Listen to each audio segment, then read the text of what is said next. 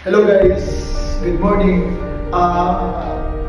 Every day sa itong kinabuhi, may iba-iba talaga tayo ng mga hamon sa buhay. Iba-ibang challenges yung hinaharap natin para we will be living life na masaya. Ang importante lang na positibo tayo, always lagi natin titignan yung magandang sides na nangyayari sa buhay natin. Regardless kung ano man yung mga nangyayari sa buhay natin. Always natin tandaan kung saan tayo bumugod, kung saan tayo kumuha ng lakas sa buhay. As a OFW, ano bang decision na ito tayo? So, importante na masaya tayo in life. Gawin na lang natin yung nakakulubi para sa sarili natin, para sa pamilya natin. Sabi nga ni Diwata, bago na tayo ng patas. Importante wala tayong inatakot.